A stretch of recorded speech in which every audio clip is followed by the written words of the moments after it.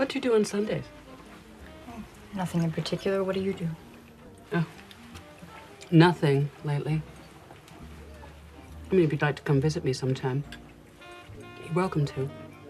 At least there's some pretty country around where I live. Would you like to come visit me this Sunday? Yes. What a strange girl you are. Why? Flung out of space.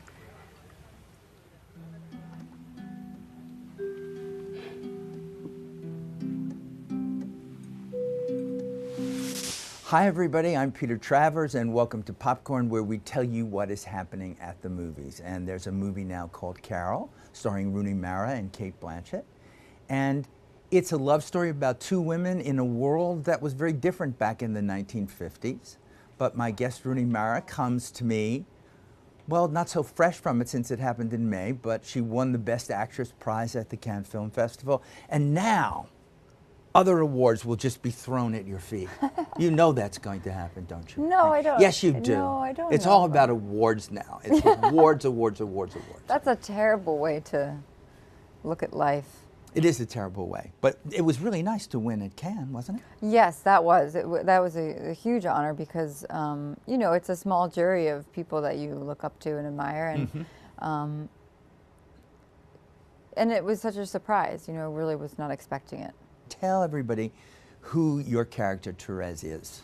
Well, I play Therese, and at the start of the film, she's you know, she's a young girl. She's working at a department store during the holidays, and she has this boyfriend who's sort of seemingly everything you would want in a boyfriend, and she has a group of friends, and it seems as though she's on a path to a very nice, comfortable future, but she's very unfulfilled and unhappy and uninspired in her life, and I think she feels quite alone, but she doesn't understand or know why. Then Carol walks into the shop and into her life and sort of flips everything upside down, and then the movie takes off from there. What is it about that? I mean, when Carol walks in, she's Cate Blachett, but she's dressed by Sandy Powell. She's like this perfect example of glamorous femininity. Yeah. And you are sort of poleaxed by it. You're looking at it and saying, what is this? Yeah, well, you know, that's how I felt in real life too. And I remember when we did our first sort of screen hair and makeup test in full costume, and we still hadn't figured out Therese's hair and makeup and wig, and so mine was sort of still in flux. And I remember Cate walking onto the set, and she was in sort of that same kind of outfit that she walks into the department store, and I was just like, oh my God. I felt so sort of small and hideous and dowdy and mousy next to her, and I just couldn't believe it. I felt like I was looking at, you know, a movie star from yesteryear, and that's sort of, Cate is very magnetic on camera and off camera, so. Yeah, I've seen that. It was easy to pretend. How do you work out how you're going to do this? Does Todd Haynes allow for rehearsal that you're going through this, or does he like it to be as spontaneous as possible? Todd is very collaborative, and I think any independent film has spontaneity because when you're on location, there's always spontaneity. You just don't know what's going to happen. But we did have 2 weeks of rehearsal in Cincinnati before we started shooting, and really that just consisted of us sitting around a table talking through the script. We weren't acting things out. We were just sort of talking about, you know, each beat in the movie and what we wanted out of it, and subtext and all that But stuff. a lot of this is watching you. Cate's character, Carol, is always has the makeup, the hair, the outfits. Yeah. You have to behave, whether you're an amateur photographer as well and looking at the world through that lens, but you're also somebody who is a shop girl selling things to people and having to present yourself into it. So there's a really slow build-up to what's going to happen with this relationship. I feel very much I can relate to that because I'm an observer and I love watching people, and I consider myself that, but I'm also sort of have to sell things to people and it can be quite uncomfortable. And I think that Therese feels very much that way. She is an observer. She's a voyeur and loves to watch and observe people and soak everything in. And then Carol comes in and she has never seen anyone like her before. She can't even really believe that she exists. I don't think she even knew it was possible to be a woman like that. in trying to figure out what kind of woman she wants to be. I think she sees traits in Carol she'd sort of like to have for herself. Yeah, because you can't, your character, Therese, cannot articulate what she's feeling. There is this wonderful scene where you're on the phone and saying, I want to ask you things. Yeah. And she has to say, ask me things, please. She Yeah. has to, she wants to tell you, but it's so long before you can actually express what it is you're feeling. Well, because I think that Therese doesn't even have, she doesn't have the language to describe the things she's feeling. You know, there's this great line in the book, Therese is talking about Carol, and she's like, well, I couldn't possibly be in love with Carol because Carol's a woman and can't be in love with a woman. Like, it's just not even part of the realm of possibility for her. And there's that very sort of innocent, earnest scene with Richard, her boyfriend, where she's asking him if he's ever been in love with a boy. You know, it's so, like, not on her radar. She's not judging it. She can't talk about it or describe it. When you're a member of the audience watching yourself, what is that? Is that a pleasurable experience for you? Oh, no, God, no. I mean, it's so hard, you know, I can't really judge it or be objective. And whenever you're a part of making something, I can see all the stitches. I can see all the work that went into it. You know, actually, this film was I was able to lose myself in about the first 35 minutes. And then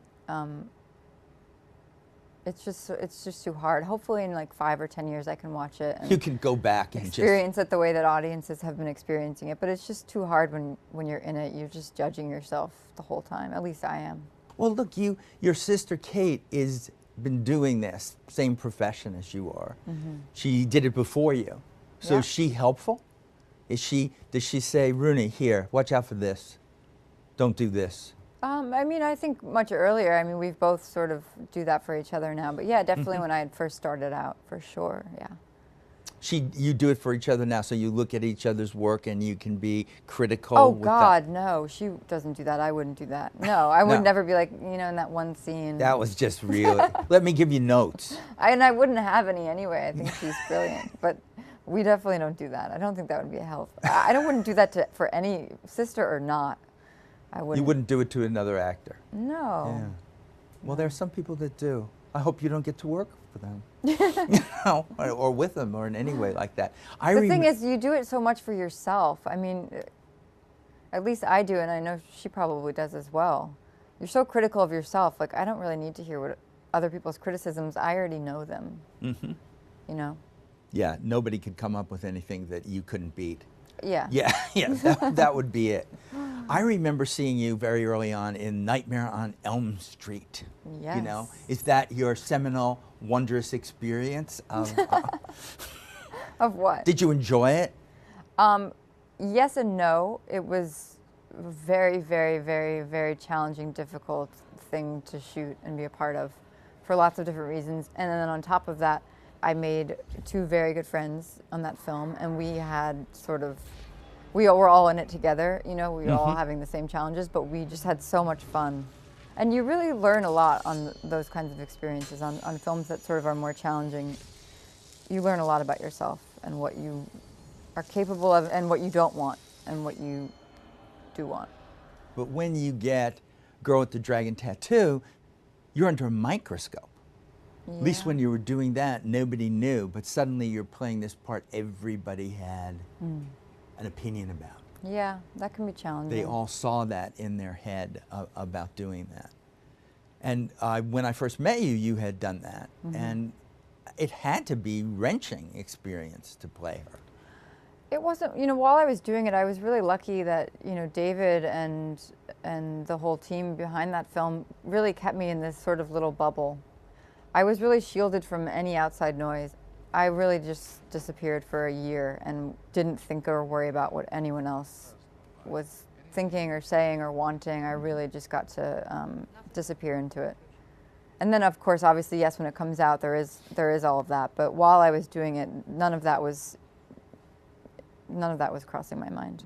What of what we've seen of you, Rooney Mara, on stage or screen or whatever you do to perform, it comes closest to who you are? To who I am in real life? In real life, yeah.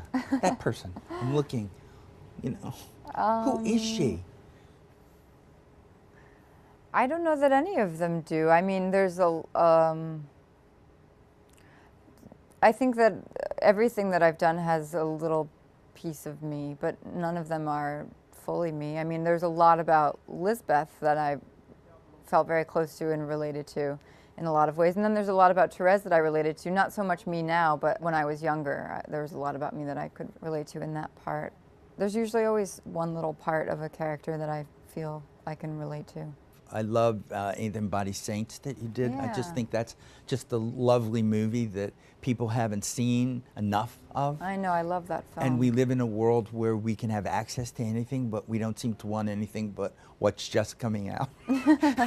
And yet it's there. Is there something that you have that you would say to people, look at this movie I was in? Not about me, but because you thought that the movie itself was an experience to see. Well, I think definitely Ain't Them Body Saints is one of those films. I did this film called Trash that I don't think hardly anyone has seen it in the United States anyway. In other countries, people have seen it, and I'm barely in it. It's a film about these 3 Brazilian boys, and I play a very small part helping to tell their story, and I think that's a really beautiful film. It's kind of a wonderful career. You're choosing things, projects that seem to be something that appeals to you. You could do a movie for Spike Jonze like Her. Oh yeah, I love And that film. it's just, you know that you're driven toward it because you're working with somebody that you want to work with to do it. It's enviable. It sort of gives you a choice in what you're doing. It sounds like you don't have your own agenda though. This is where I'll be 5 years from now. Well, I mean, I follow the directors. That's why I'm here. It's because of them, and that's such a huge part of my decision-making process. And it's kind of everything when you're on set. You want to be working with directors that inspire you and that you trust, and that those are the people that I follow. So. So of Todd Haynes, who you've just worked with in Carol, what about his work? What other than Carol that he's done really hits you? Oh, I mean everything. Superstar even is Karen Carpenter's story. Yeah, I'm obsessed with puppets. that. Yeah. It's amazing. And when have you ever seen anything else like that? Safe, Far From Heaven. I'm not there with what he did with Cate on that, and all those other brilliant actors. I mean, Todd, he has this deep love and understanding and respect for women, and he's been such a sort of incredible storyteller for them. And so to get to work with someone like that, it was just, As we end, we end in song, and you've broken my heart now, at least a Trinidad. I don't remember. Yeah, you do. You did once give me something. What did I do? It was a slight, I don't want to put it in your head, because I'm just looking for, because I know you're in the shower, you must hum, you must do something. That's so simple. I have a dog, I'm always singing something to her. You know what I used to do with my dogs, actually, which was really good training for Carol, which I didn't even realize, is I constantly just speak to them in like a 50s dialect. Well, okay, I'll take that, and we'll set it to music. No, you would do it in the 50s. It's always, I can't. I forgive you almost, even though you could see the disappointment. Next time I come in, I'll bring a pre-recorded version of something you did and while you were private, and then you'll do it. Yeah. Rooney, thank you. Thank you you for putting up with me. It's so sweet of you. Thank you for putting up with me.